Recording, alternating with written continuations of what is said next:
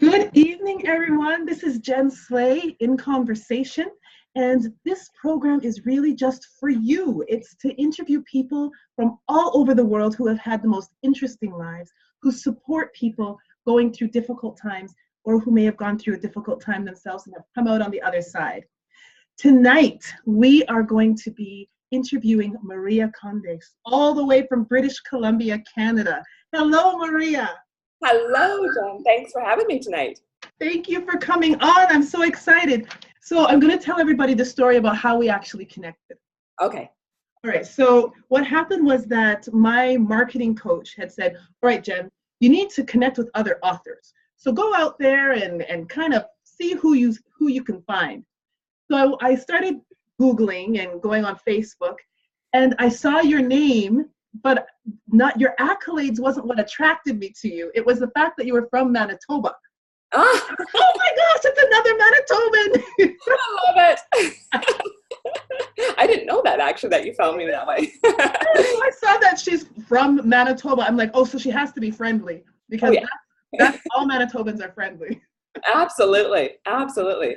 So how about you tell us a little bit about how you got to BC? But I guess before that, tell us a little bit about yourself. A little bit about me. Well, I have about a 30-year background in finance. Mm. I work in the corporate world, but I also do coaching, and I coach on money and health. So about 10 years ago, I went in to be a health coach and a nutritionist. Mm-hmm. And I did that because I have a family that lives in allergies all the time. So I learned how to deal with that. So I did that. And then I went in, because my background is finance and I've had my own money challenges throughout my life, I actually went in to be a money coach and a life coach. Okay. And I like coaching so much. And even in my corporate world, I actually build leaders. I actually don't do accounting per se. I'm actually a CPA, but I actually don't do accounting so much anymore. I actually just build leaders and manage people. So I'm more about the people side of things as opposed to the numbers. Okay. So that's how I get to be where I am today. Awesome, and we're gonna get deeper into that. But one of the things that I do want to talk about tonight, because March in my world that I've created here is all about transformation. Yeah. And so when we were talking a little bit about money and health, I asked you, so what's the correlation between the two? Because there is a strong correlation between money and health. Yes, there is.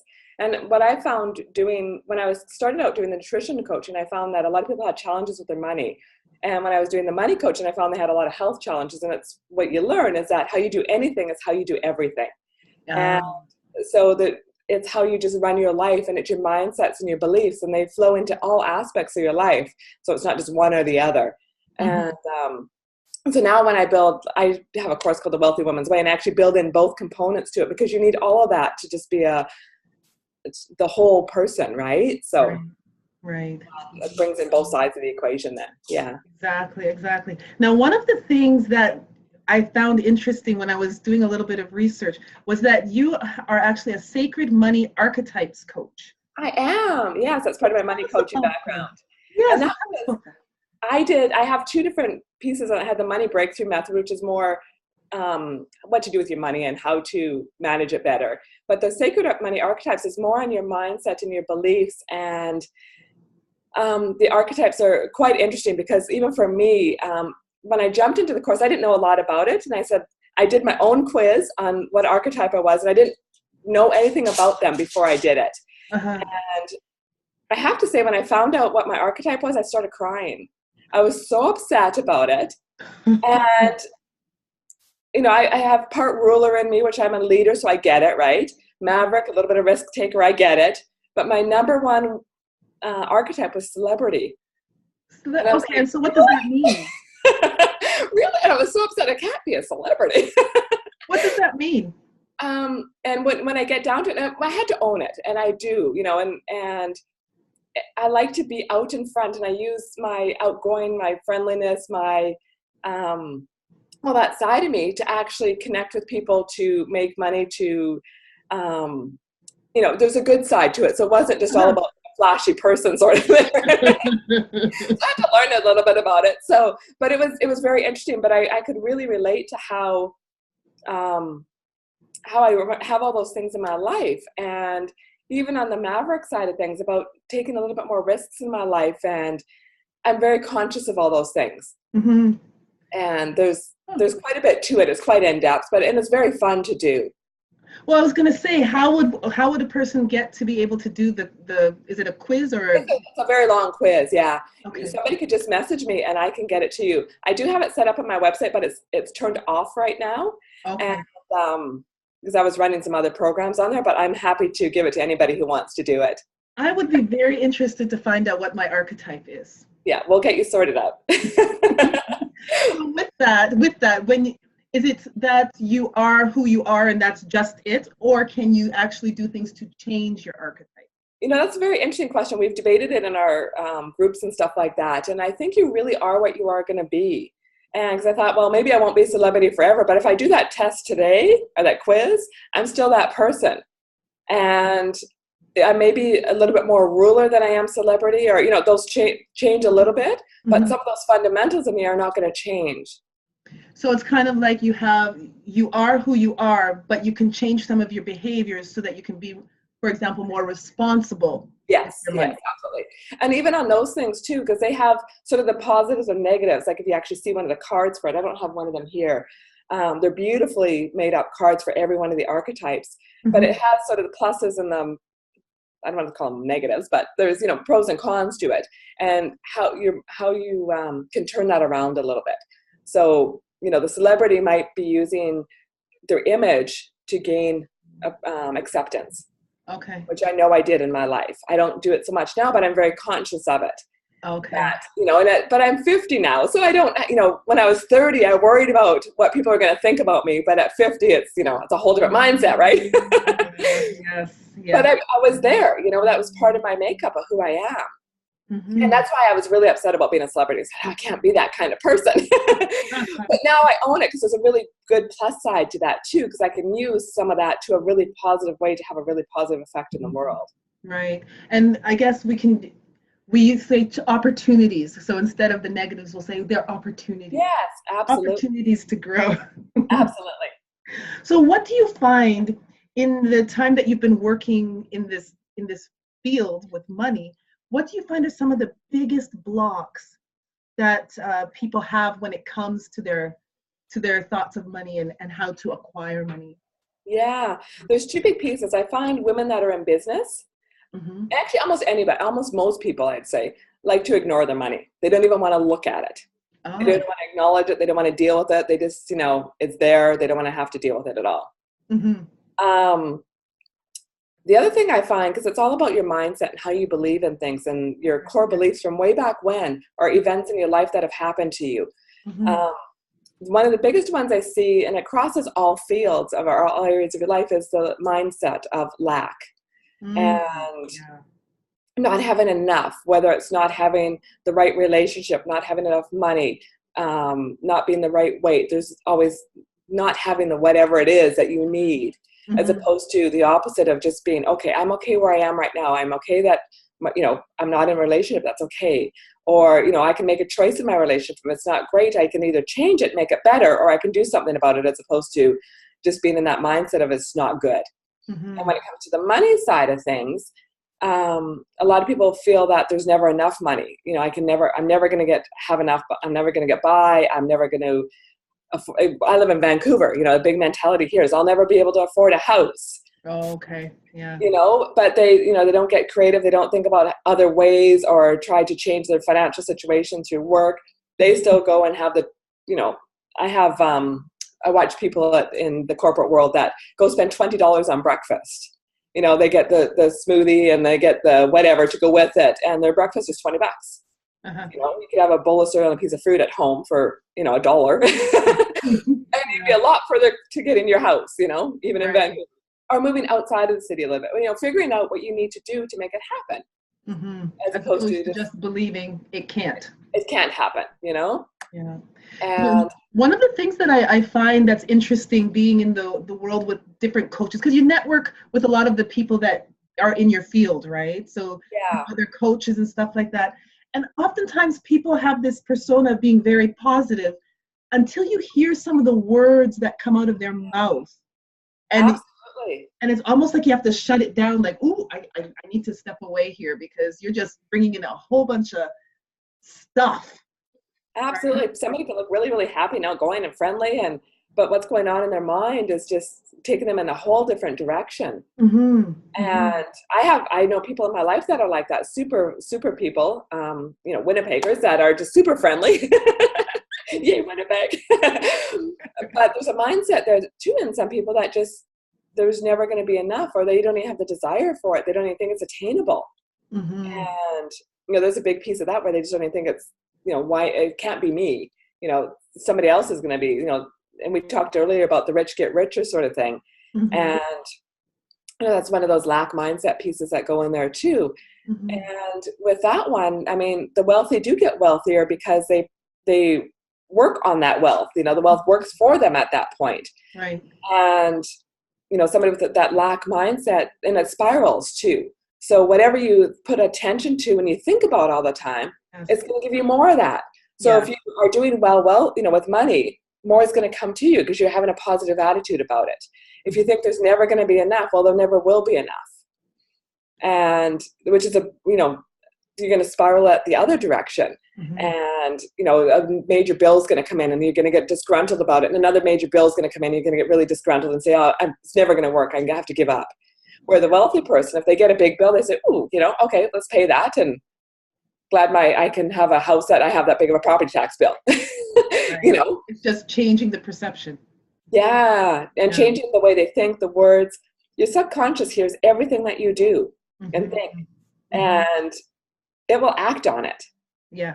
And, even the things that, you said, like, the outgoing person who's happy and smiling, but what's going on in the stories they're telling themselves, their subconscious is going to play that out.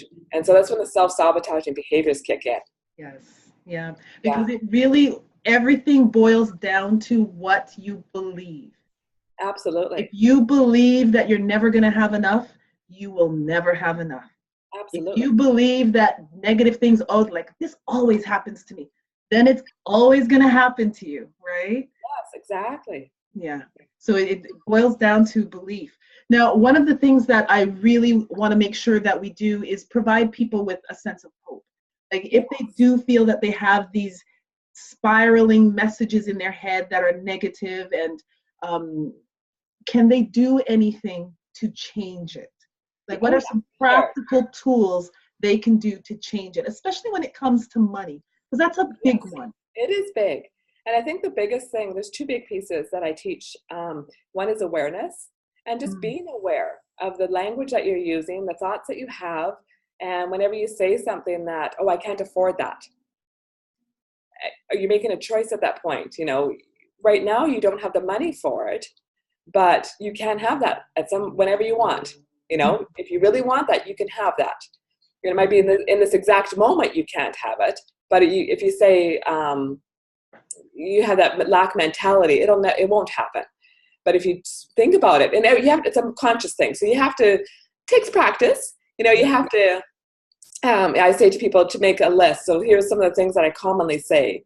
I'm broke all the time, or I'm in debt all the time. And what are some new words that you can change that with? So every time you feel like you're saying that, you have to, program yourself to say, okay, hang on one sec, stop. Let's think this way. And it takes a while. It's not something that's you're going to wake up someday and it's all going to be gone, right? Right. It took a long time to get there.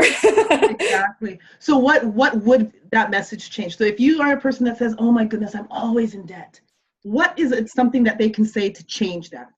That's a very interesting thing when you talk about the debt, because if you know my history, I was in debt a lot when I was younger. I've always had money I've always attracted really good money, but I've always not done the best things with my money. So, my younger years, I carried a lot of debt. And I had my first coach when it was about 20 years ago. She was one of the first coaches in Vancouver.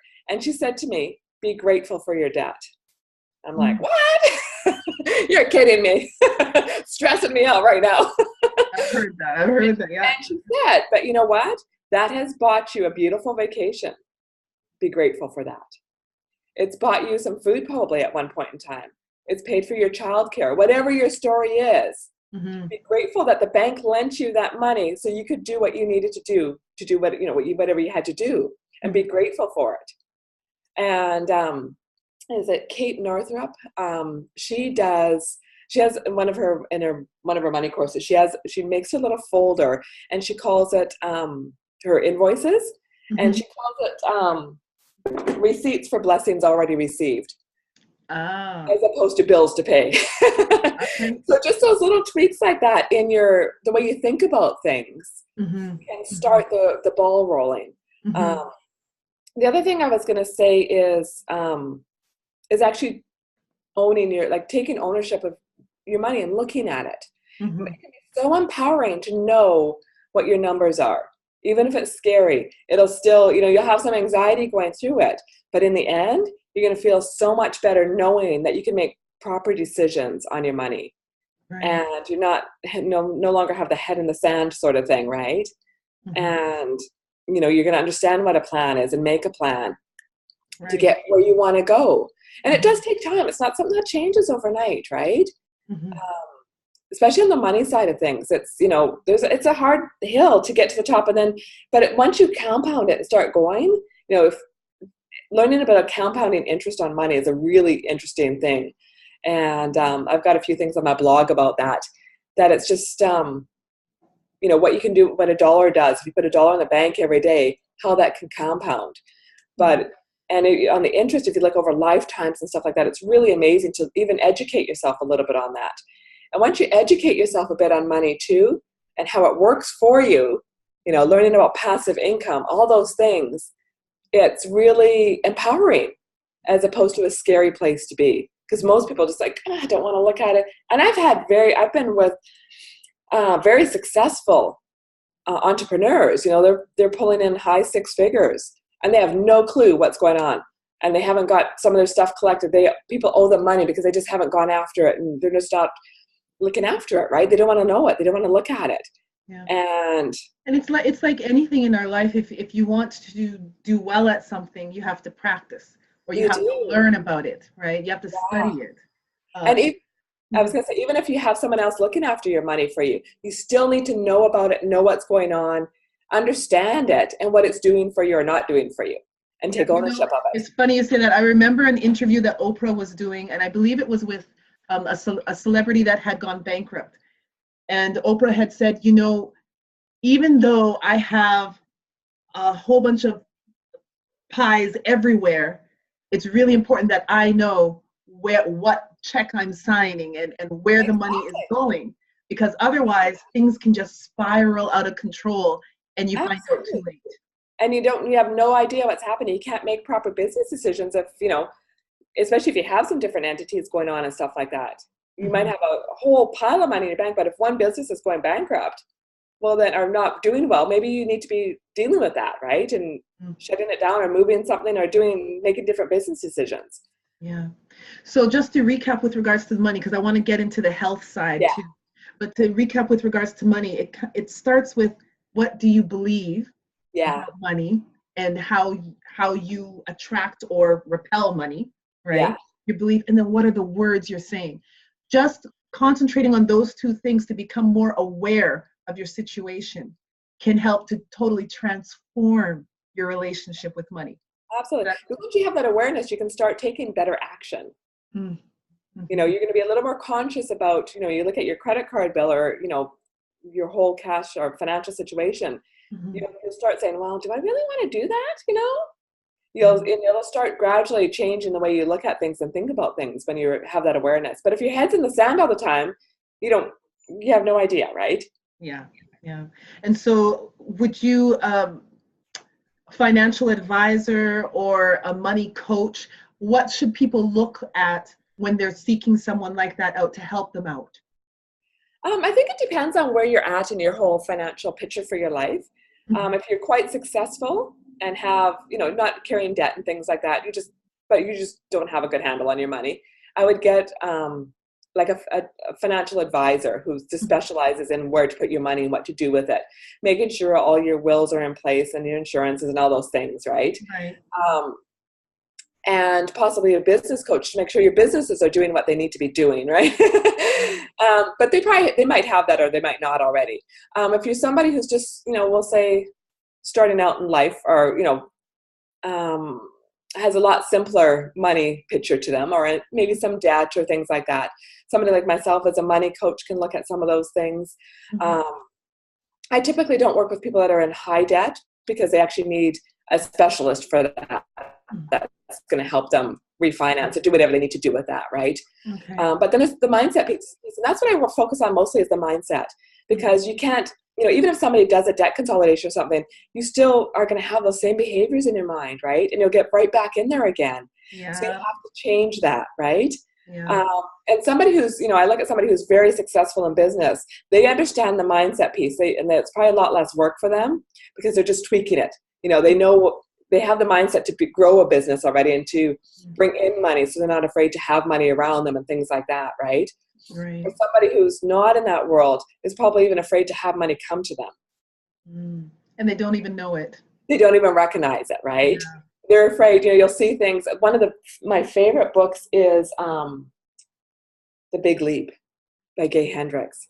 And he talks about, it could be a sibling that if you're afraid to be successful because you don't want to, you're afraid what something else will happen, or maybe it's a husband or wife or something like that. A wife doesn't want to be more successful than her husband, so they'll hold themselves back, and, all sorts of things, self-sabotaging behaviors and all those things kick in, right?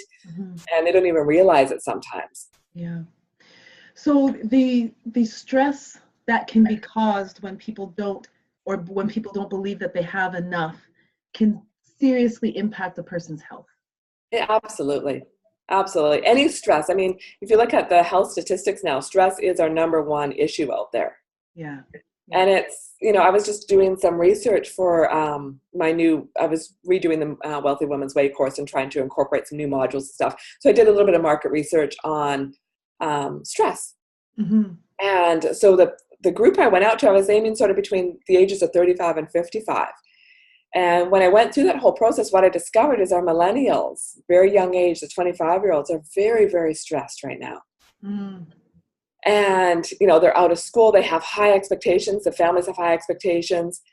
And it's, it might not be that easy to get a job. And just the expectation of it all causes a lot of stress for them. Right. And so my demographics change all of a sudden. It's like, well, how do I reach, this bigger group now?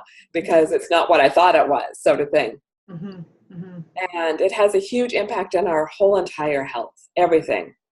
Your digestive system, migraines, weight loss, gain, all those things, your thyroid, adrenals, everything comes into play at that point.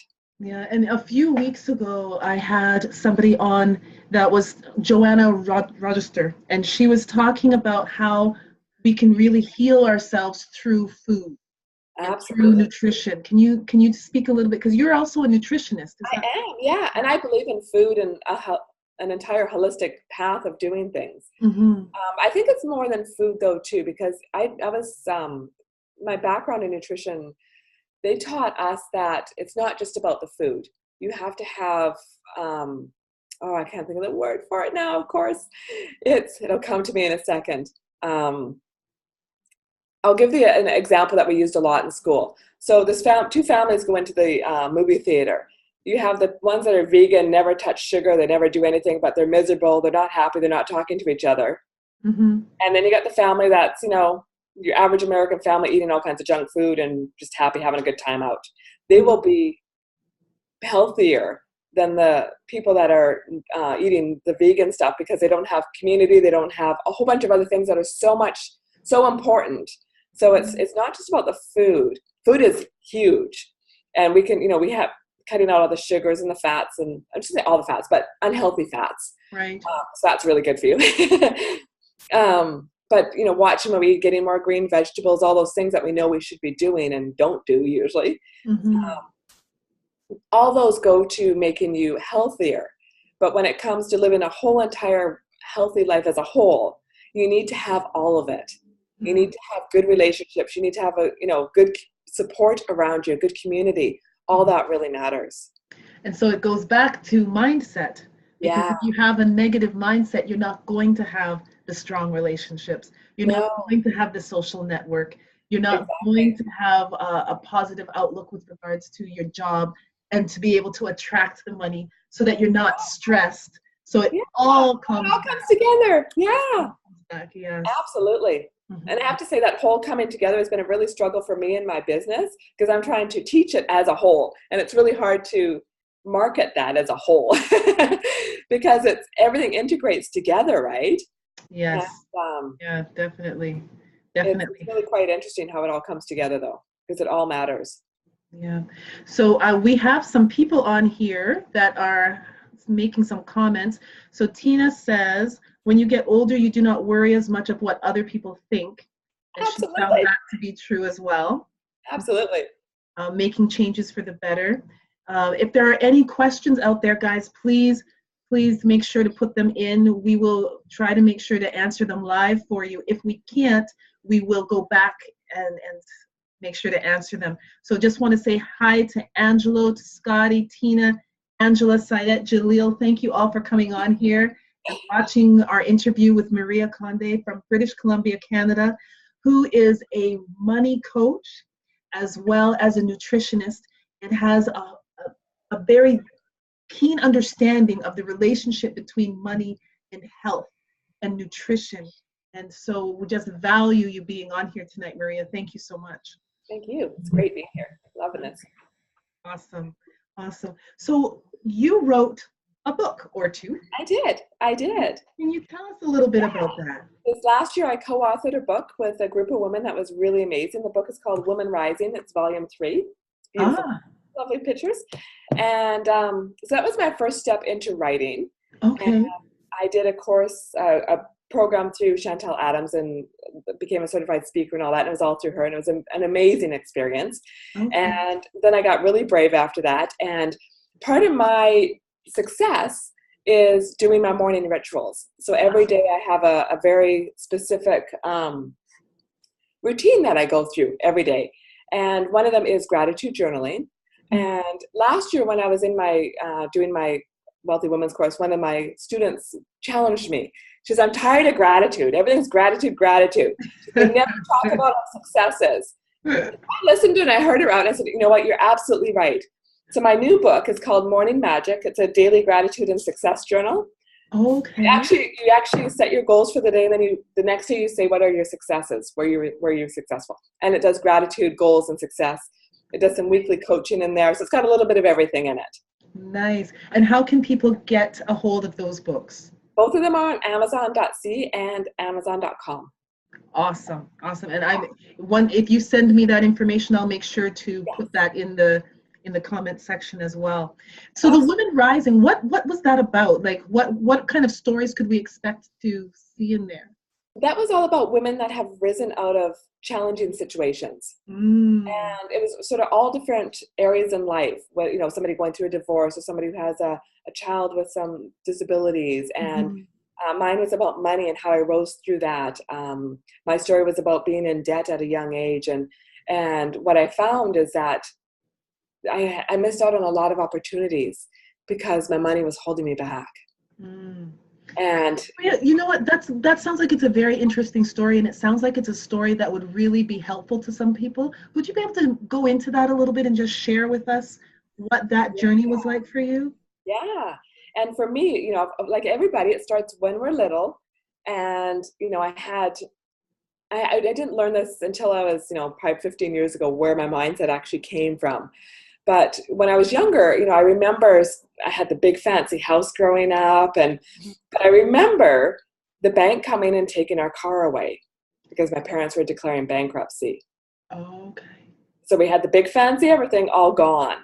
Wow. And then my parents got divorced, and my mom, we were in Minneapolis at the time, and my mom moved back to Winnipeg because that's where family was. And she met a gentleman who was my stepfather, who's the love of my life. He became my dad. Okay. And he had nothing. They had nothing. So I got this mindset that said that I would much rather have all this love and affection from this person and not have all the money than the dad who was sort of the very wealthy in mind, or, at times. But no, he wasn't. He was a science-minded person, right? So not a lot of love and affection. Okay. So I had two extremes, right? Lots of money, no love, and no money and lots of love. So I said I would much rather have love than money. is what my brain took in. Okay. And so every time money, would be in my space, I'd have to get rid of it because then I can't have love if I've got money, right? So And it probably wasn't even conscious. It wasn't even conscious, no. And so I talk about that journey in there. And I also talk about,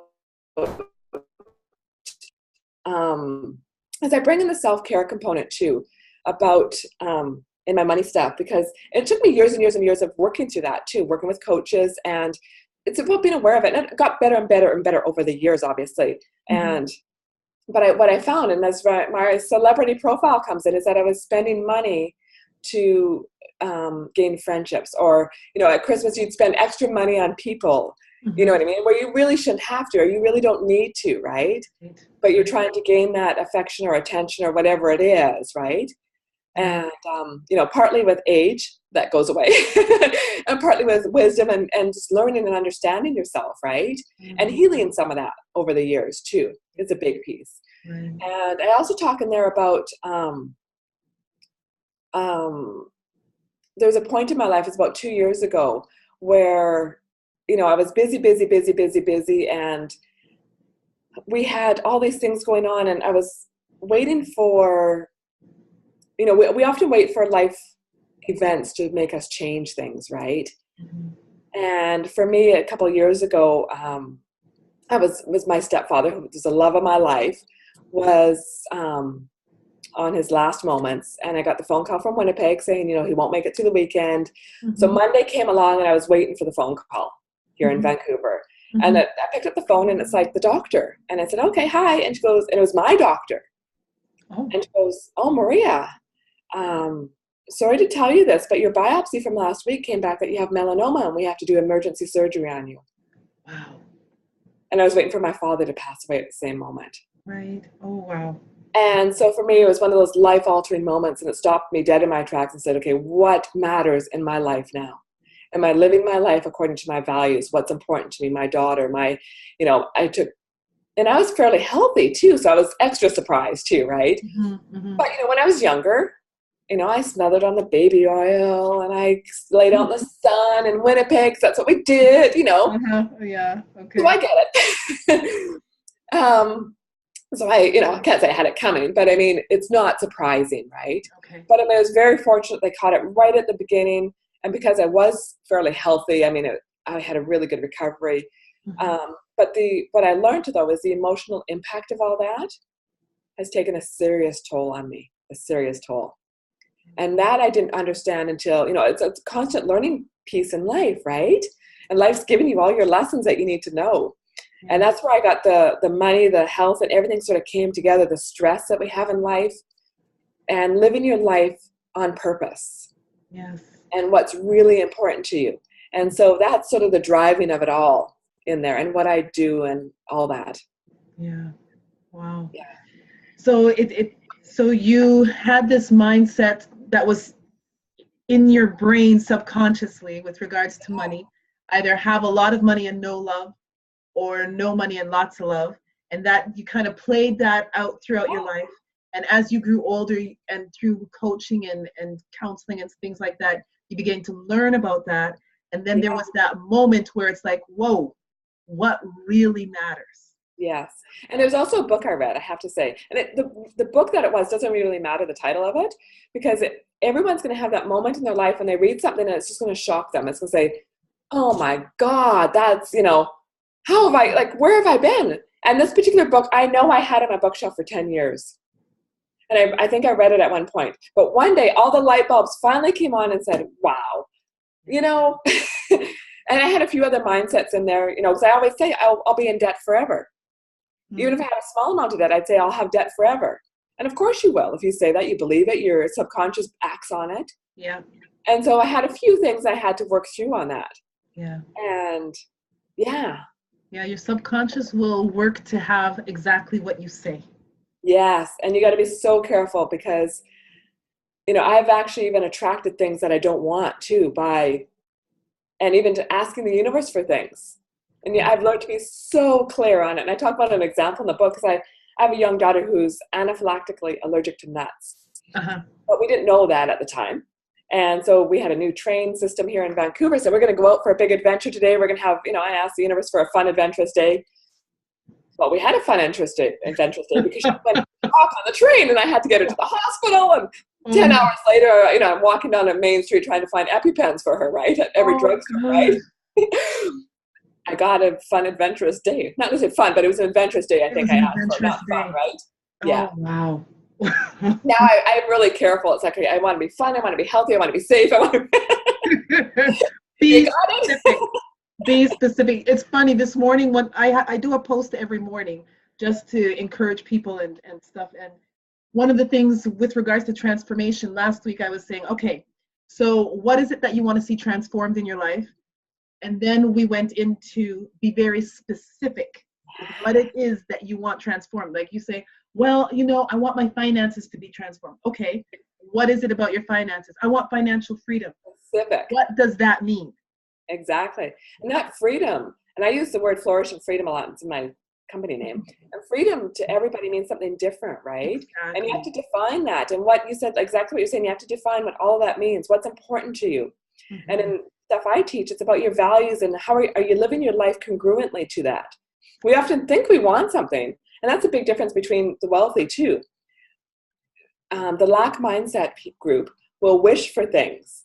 And the wealthy group, they don't wish for it. It just happens, right? They make it happen. Make it happen. They own it. Where these people will wish and wish and wish and wish, but won't do the steps necessary to actually get there. To make it happen. Oh, that's good. That's some good stuff. Some good stuff. So Maria, how can we get a hold of you? The people watching, there's a lot of comments on here. How can we get a hold of you if we want to talk to you about our money mindset and our connection with money and nutrition, all of that stuff? How do we get to you? My website is www.mariaconde.com. It's MARIACONDE.com. And Facebook, I'm at Flourish and Freedom. And I'm at Instagram and Pinterest. I think you have all those links too, don't you? I believe I do. Yeah. I will make sure to get them and put them in the comment section so people have that. Yeah, and that's the best way to find me. Awesome. Well, thank you so much, Maria, for coming on. The time has just, we've already been on over half an hour. I know, it's great. I loved it. But your information has been wonderful. It's been great getting to know you and to understand more about our mindset and our belief systems and how we really have to be aware and careful of the things that come out of our mouth. Absolutely, because the little guy in the back there is listening to it all. And even if you're not saying it, if you're just thinking it, it's still taking it in. Mm-hmm. And it's like turning, and as soon as the thought comes, be aware of it and say, no, I'm not. Change thought right away. Change it. Right away. And there was something you said earlier about people saying, oh, I can't afford it. And one of my very good friends, she said, always add the word yet. Yet, exactly. Can't afford it yet. Yet. It's just in this moment, you might not have the money, but if you want it, it's yours. Exactly. Awesome. Yeah. Well, Maria, thank you. Thank you again for coming on. Please contact Maria if you have any questions with regards to money and mindset. She's a wealth of knowledge, a wonderful person, very friendly because she's Manitoban. Thank you so much for having me today. No problem, Maria. Anytime, anytime. So please come back again next week as we have In Conversation every Wednesday evening, 9 p.m. Eastern Standard Time, where we talk with people about some of the challenges that they've experienced and how they got through to the other side and supports that they are now providing to other people to get them through. We thank you for coming on, and we will see you again next week. Bye, everybody.